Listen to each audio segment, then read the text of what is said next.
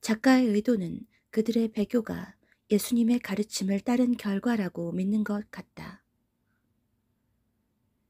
고통의 순간 신은 어디에 있는가? 일본의 소설가 엔도 슈샤크가 쓴 침묵은 17세기의 에도 시대에 일어난 기독교인 박해를 다룬 소설이다. 이 작품은 기독교 탄압 시기 일본에서 선교하다 배교한 실존 인물 페레이라와 호드리고 신부를 모티프로 쓰여졌다. 예수회의 이름난 신학자인 크리스토방 페레이라 신부가 포교 중 일본의 가혹한 탄압에 굴복해 배교했다는 소식이 로마에 전해졌다. 이것이 사실인지 확인하기 위해 페레이라 신부의 두 제자 호드리고 신부와 가흐프 신부가 일본에 잠입한다. 가흐프 신부는 곧 목숨을 잃게 되고 호드리고 신부는 오직 신의 기적과 승리를 기도하지만 신은 침묵할 뿐이었다. 도망치던 호드리고 신부는 현지 신자의 밀고로 체포된다.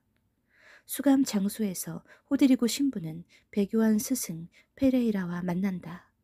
한밤중에 페레이라는 신의 영광에 가득 차 순교하리라는 미련을 가진 호드리고 신부에게 배교를 설득한다.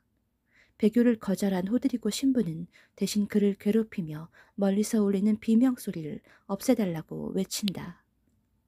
페레이라는 이 소리는 고문당하고 있는 신자의 신음이며 이 신자들은 이미 배교하겠다고 했음에도 호드리고 신부가 배교하지 않는 한 죽임을 당할 것이라고 이야기한다.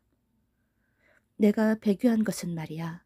이 엄청난 박해 속에서 하나님이 아무것도 하시지 않았기 때문이야. 호드리고 신부는 자신의 신앙을 고수해야 하는지 아니면 자신이 배교하는 희생을 함으로써 박해받는 사람들을 구해야 하는지 궁극의 딜레마에 빠지게 된다.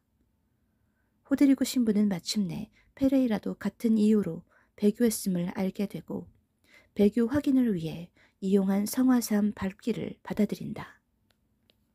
우리는 두 신부의 신앙적 딜레마를 두고 어느 것이 하나님의 뜻의 올바른 결정인지 묻는다. 작가의 의도는 신부들의 배교가 예수님의 가르침을 따른 결과라고 믿는 것 같다. 정말 예수님의 가르침이 배교를 정당화하는가? 만약 그렇다면 예수님도 십자가에서 죽으시지 않았을 것이다.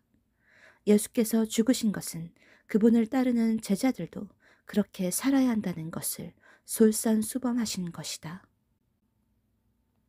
작가의 논리에 따르면 욥의 아내가 욥에게 하나님을 욕하고 죽으라는 말이 허용될 것이다. 짐승의 시대에 비슷한 상황이 일어날 것이기에 우리는 이 문제에 대한 결정이 필요하다.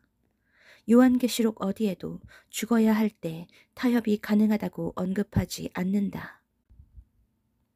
사로잡힐 자는 사로잡혀갈 것이요 칼에 죽을 자는 마땅히 칼에 죽을 것이니 성도들의 인내와 믿음이 여기 있느니라. 마땅히는 머스트로 반드시 그렇게 해야 한다는 의미다.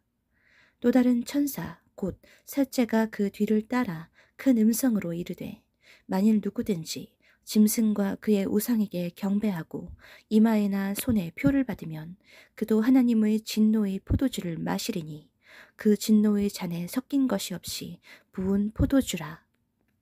진노의 잔에 섞인 것이 없다는 것은 어떤 타협도 해서는 안 된다는 뜻이다.